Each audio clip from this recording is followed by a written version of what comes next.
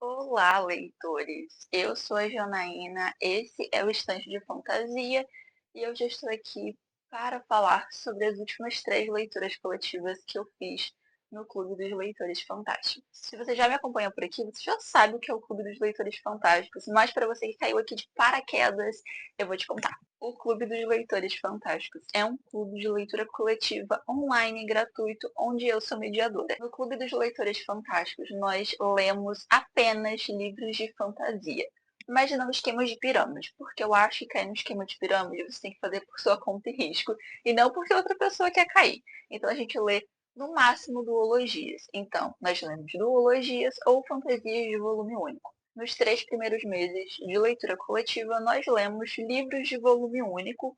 Um foi uma releitura para mim, então eu vim conversar hoje sobre esses livros.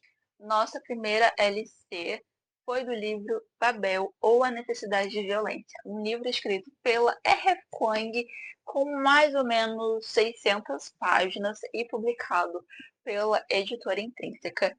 E como todos os livros da R.F. Kuang, esse livro é uma obra-prima. Eu comecei a ler a autora pela Guerra da Papoula, inclusive a gente tem blog de leitura lendo essa trilogia que é uma das favoritas da vida para mim.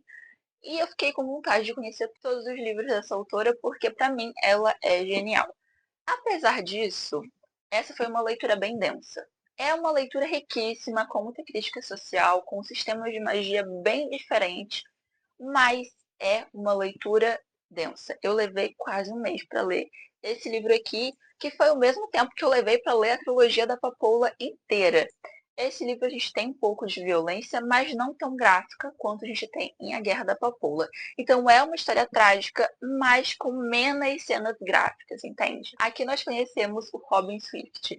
E já começamos todo errado por aí, porque Robin Swift não é o nome verdadeiro do nosso protagonista. Na verdade, a gente vai ler esse livro inteiro sem saber o nome verdadeiro dele, mas isso faz muito sentido, porque esse livro é sobre apagar a identidade cultural do Robin. É um livro que fala também sobre colonialismo, sobre imperialismo, sobre uma nação se colocando soberana a outra e não respeitando sua cultura, seu território. Então é um livro político acima de tudo, mas com um toque de fantasia que deixa tudo mais interessante. O nosso protagonista, ele nasceu em Cantão.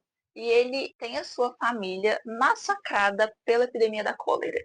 Então, morre toda a família dele e ele está ali na beira da morte até que chega um professor de Oxford e adota ele.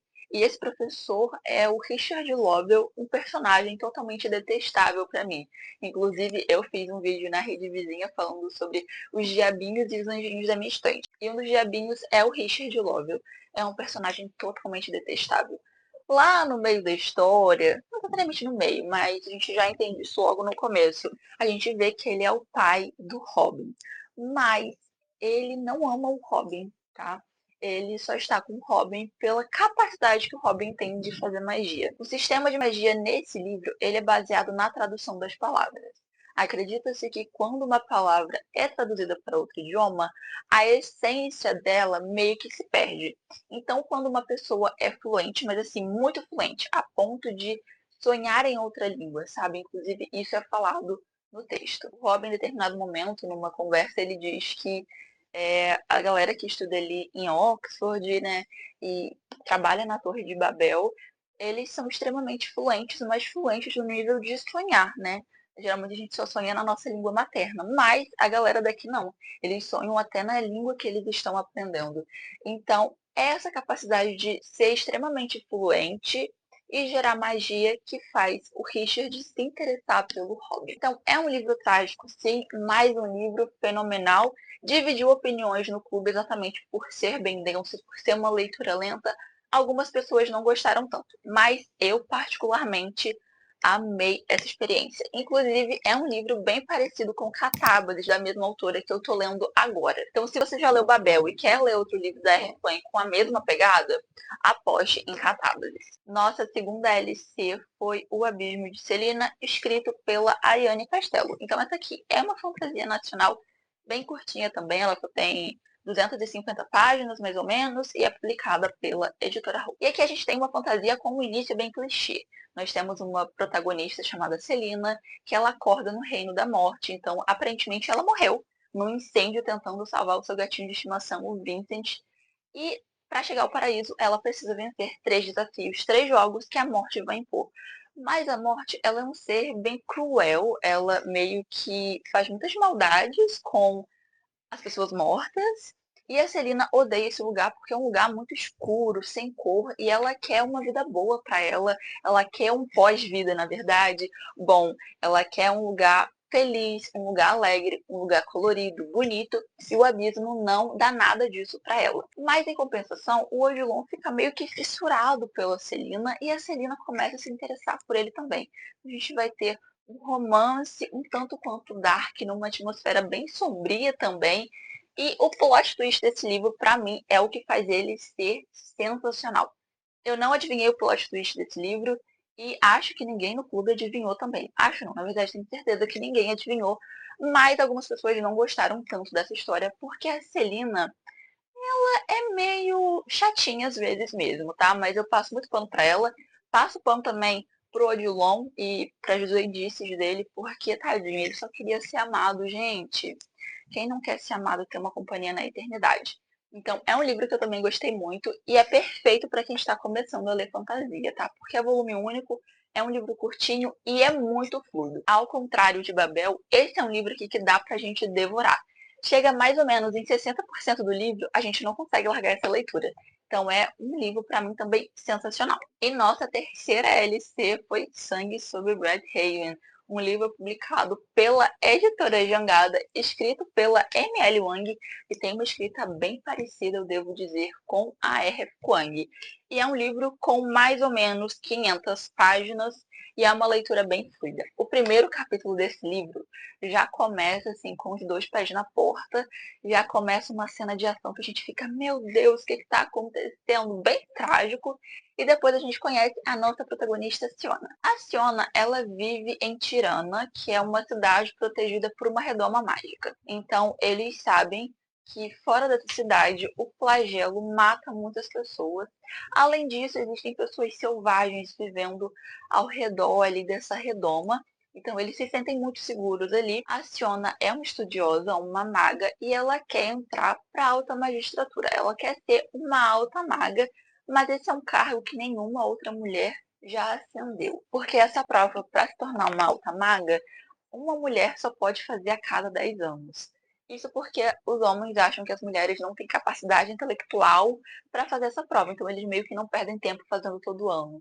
Então, assim, a gente já vê que é uma sociedade estruturalmente machista e a gente tem muito sobre xenofobia também, sobre preconceito com estrangeiros, porque a Siona vai conseguir passar nessa prova, isso está na sinopse, gente, não é spoiler. E quando ela chega, né, para trabalhar, ela vai perceber que ela vai ser muito exilada, sabe? Deixada de lado, as pessoas vão fazer piadinhas com ela, seus próprios colegas de classe. E em uma dessas piadinhas, vão dar como assistente para ela o Tomil. O Tomil não é um assistente de verdade, ele é um faxineiro. Mas eles falam assim, por que perder tempo dando um assistente de verdade para ela?